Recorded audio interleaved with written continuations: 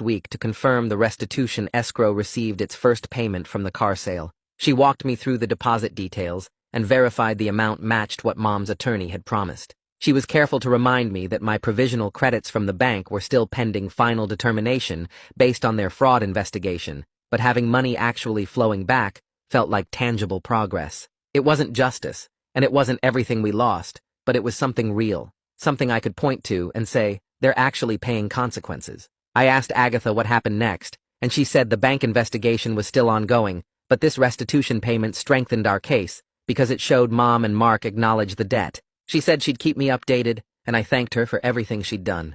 Dad and I sat down that evening and made a decision about boundaries. We agreed we wouldn't have any contact with Mom or Mark unless it went through our attorneys, and we were going to actually stick to it this time. I blocked Mom's number and Mark's number and any other numbers I recognized from their side of the family. Over the next few weeks, Mom tried calling from different numbers, and I didn't answer. Mark's sister reached out on social media asking if we could talk, and I blocked her. Mark's brother sent a message saying I was tearing the family apart, and I deleted it without responding. Every time I held that boundary, instead of caving to guilt or curiosity, I felt a little bit stronger. The consistency of not engaging created a calm I didn't know was possible, like I could finally breathe without waiting for the next manipulation or crisis. 3 months after I woke up to cold water on my face, I was sitting at our kitchen table with Dad's evening medications laid out in front of me. The apartment smelled like the cheap chicken and rice I had in the oven, and my laptop was open to my community college syllabus for the online writing class I'd started the week before. Dad was in the living room watching some cooking show,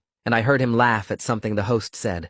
I looked around at the small space we'd made ours, the thrift store couch, the donated dishes in the cabinet, the VA appointment reminder stuck to the fridge with a magnet. This quiet domestic moment, this ordinary Thursday evening with medications and dinner and homework, this was what stability actually looked like. Not dramatic or exciting, just solid and predictable and safe. I'm not going to lie and say everything is perfect now, because it's not. We're still in therapy, still dealing with legal proceedings, still learning how to be father and son after 12 years apart. Dad still has nightmares and panic attacks, and I still get angry about the childhood they stole from us. But we have a home with our names on the lease. We have food in the fridge that we bought with money no one can steal, and we have a plan for what comes next that we built ourselves. That's not a happy ending where everything wraps up neat and everyone lives happily ever after. It's something better. It's a solid beginning. Well, that was a journey through the worst parenting decisions ever made. If you're sitting there thinking your family's complicated, at least they probably didn't fake anyone's death.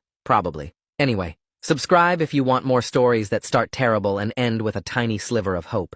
And hey, if you learned anything today, maybe it's that the legal system occasionally works. Shocking, I know. All right, I'm out.